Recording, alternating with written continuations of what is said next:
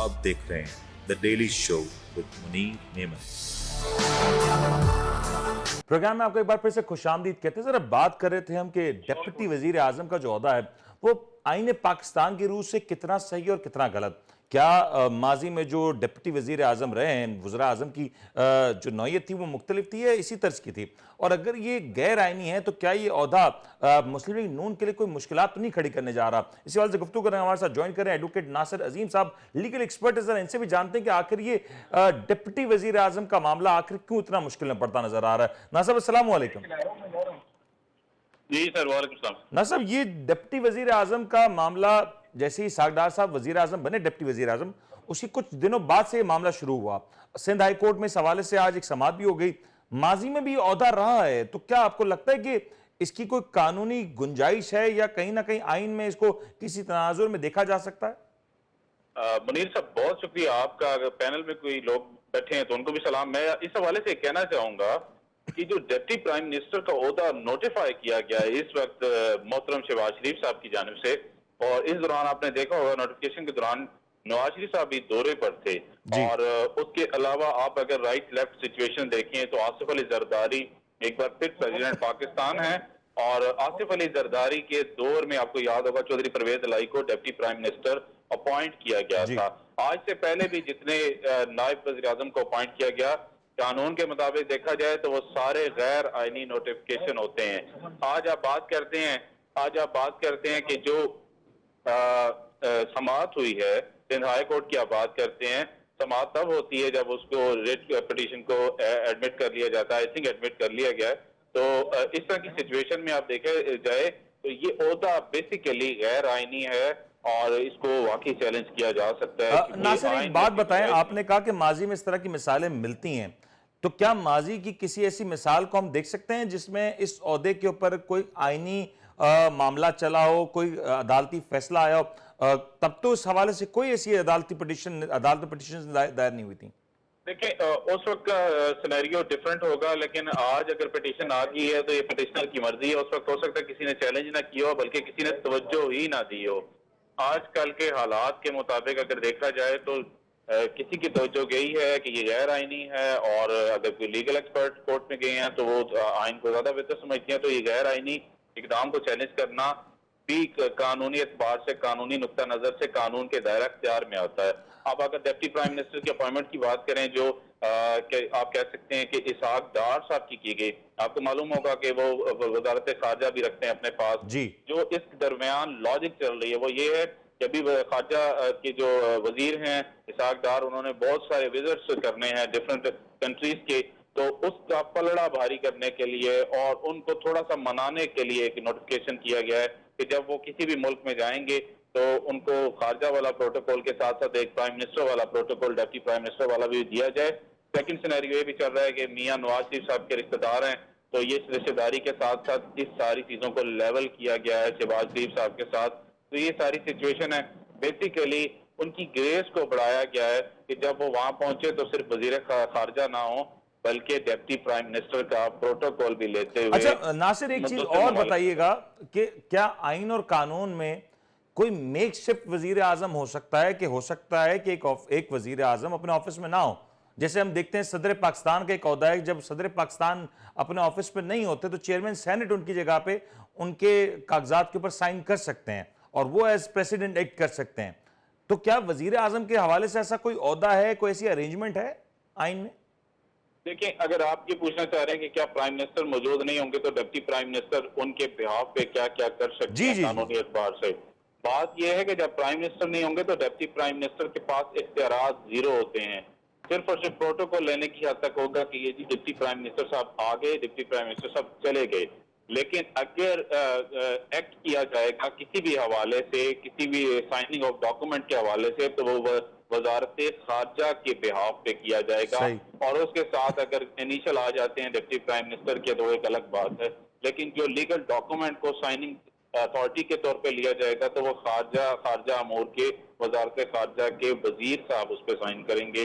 Deputy prime minister کے اختیارات کو وضع ہی نہیں کیا گیا آج تک، ڈپٹی پرائم منسٹر کے اختیارات ہی نہیں ہیں، تو پھر وہ کیسے اس ساری چیز کو ایکٹ کر سکتا ہے؟ ہاں کاغذی اعتبار سے وہ نائب وزیر اعظم ہوں گے, وزیر اعظم کے نائب رہیں گے, صحیح. لیکن پریکٹیکل دیکھا جائے تو پریکٹیکل سچویشن میں وہ زیرو ہوگا. لیکن ناصر ایک اور ٹیکنیکلٹی بتا دیں, ایک وزیر اعظم کا جو عہدہ ہوتا ہے وہ باقاعدہ طور پہ ایک الیکشن کا پورا پروسیس ہے اس کو مکمل کر کے ہوتا ہے. پہلے ہم دیکھتے ہیں کہ نیشنل اسمبلی کے الیکشن ہوتے ہیں, ایک ایوان بنتا ہے, پھر ایوان اپنے اندر سے وزیر اعظم کو تعین کرتا ہے. لیکن جو ڈیپٹی وزیر اعظم کا جو عہدہ ہے وہ تو ایک ایڈ ہاک بیسس کی تعیناتی ہے, تو وزیر اعظم کا عہدہ اٹسیلف تو ایڈ ہاک بیسس کی تعیناتی کو ایکسیپٹ ہی نہیں کر سکتا. جی دیکھیں نا, ایسی سچویشن ہے کہ یہ جو نوٹیفکیشن کیا گیا ہے بیسیکلی یہ پریکٹس میں آیا ہے, پہلے بھی پاکستان کی تاریخ میں کئی بار پریکٹس میں چیز آ چکی ہے, تو یہ بیسیکلی ان پریکٹس چیز تھی تو اس کو نوٹیفائی کر دیا گیا ہے. یہ پروسیس اڈاپٹ اس میں کیا ہی نہیں جا سکتا کیونکہ پروسیس آج تک کانسٹیٹیوشن آف پاکستان میں وضع ہی نہیں کیا گیا ڈپٹی پرائم منسٹر کی حد تک, اور جب پروسیس ہی وضع نہیں کیا گیا, اس سیٹ کی گنجائش ہی آئینی طور پہ نہیں ہے, تو پھر اس سیٹ کو غیر آئینی کہا جائے گا. جبکہ وزیر اعظم صاحب نے نوٹیفکیشن کر کے ان کو ڈپٹی پرائم منسٹر مقرر کر دیا ہے, تو اب وہ ملک کے ڈپٹی پرائم منسٹر ہیں. اور اب لیکن ناصر ایک چیز پلیز اس کو بھی ایلیبریٹ کریں, وزیر اعظم پاکستان کیا کوئی ایسا اقدام کر سکتے ہیں جو غیر آئینی ہو, اور اگر کوئی غیر آئینی اقدام کر رہے ہیں تو کیا ایسا ہو سکتا ہے کہ اس کی زد میں وہ آ جائیں یا جس کے لیے کام کیا جا رہا ہے وہ آ جائے؟ دیکھیں بڑا امپورٹنٹ سوال ہے. اگر سندھ ہائی کورٹ میں یہ جو پٹیشن موو ہوئی ہے, اگر اس کا فیصلہ آتا ہے کہ یہ غیر آئینی اقدام کیا گیا ہے, تو پھر اس معاملے کو دیکھا جا سکتا ہے کہ پرائم منسٹر نے اپنے غیر آئینی اقدام کو کیسے یہ کیا, اپنے اختیارات سے تجاوز کیسے کیا, اور ڈائریکٹ نوٹیفکیشن کس قانون اور کس آئین کے تحت یہ کیا ہے. تو یہ ضرور آنے والے وقت میں سوال اٹھے گا. تو یہ سمجھا جائے کہ اس کیس کی اگر فیصلہ اگینسٹ آتا ہے, اس کیس کی جو تلوار ہے وہ نہ صرف ڈپٹی وزیر اعظم کے حوالے سے بڑی مشکل میں ہے, بلکہ وزیر اعظم کے اوپر بھی تلوار لٹک رہی ہے, کیونکہ اگر تو یہ ڈپٹی وزیر اعظم کا عہدہ آئینی طور پہ عدالت میں چیلنج ہو جاتا ہے اور عدالت اس کے فیور میں فیصلہ دے دیتی ہے کہ یہ عہدہ ایگزسٹ ہی نہیں کرتا, تو اختیارات کے تجاوز کے حوالے سے وزیر اعظم بھی اس کی زد میں آ سکتے ہیں. بالکل ایسی سچویشن ہو سکتی ہے. اور میری جہاں تک سمجھ کے مطابق یہ تمام پلرز سے مشاورت بھی نہیں کی گئی اور جلد بازی میں نوٹیفکیشن کو کیا گیا ہے, اور چیزوں کو بیلنس کرنے کے لیے بیسیکلی سیاسی اعتبار کا یہ نوٹیفکیشن ہے, جو کہ مجھے لگتا ہے کہ جلد یہ سیٹ ختم ہو جائے گی. جو مجھے ناصر دو چیزیں بتا دیں میرے یہ بڑے سوال پوچھا جا رہا ہے کہ کیا ماضی میں جو اس طرح کے فیصلے کیے گئے, اگر کوئی فیصلہ آتا ہے تو اس کا اطلاق ماضی کے اوپر بھی ہوگا, ایک یہ بیان کر دیں, اور دوسرا یہ بتا دیں کہ اگر کورٹ کے پاس, عدالت کے پاس کیا کوئی ایسا راستہ آپ کو نظر آ رہا ہے کہ وہ اس فیصلے کو درست ثابت کر دیں یا درست قرار دے دیں؟ دیکھیں یہ پاسبلٹی تو ہوتی ہے, معاملہ سب جوڈس ہے, تو میں سمجھتا ہوں یہ طے کر لینا کہ کیا فیصلہ اگینسٹ آئے گا یا فیور میں, یہ تو آنے والا وقت ثابت کرے گا. لیکن اس سب جوڈس معاملے کو اگر دیکھا جائے کہ ماضی پہ اطلاق ہوگا کہ نہیں, یہ بھی فیصلے پہ منحصر ہے کہ فیصلے میں کیا تحریر لکھی جاتی ہے اور کتنی ڈیٹیل وائز اس کو کمپریہنسو طور پہ لکھا جاتا ہے کہ کیا سچویشن ہے, ماضی کی بات کی جاتی ہے کہ نہیں, یہ آنے والا وقت ثابت کرے گا.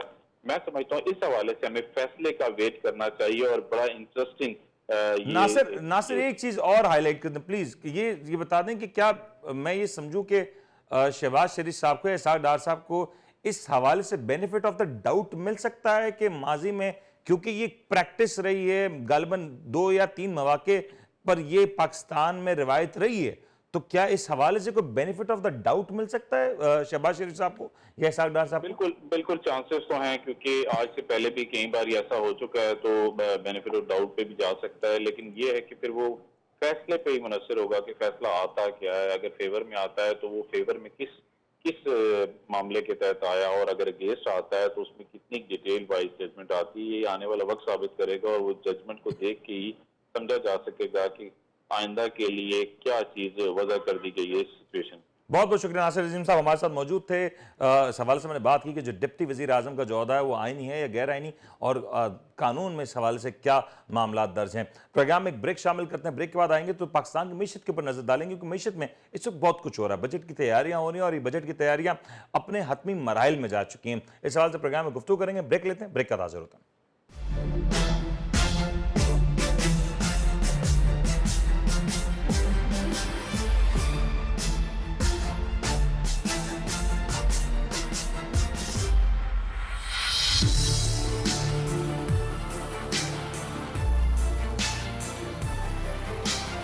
आप देख रहे हैं the daily show with Munir नेमत।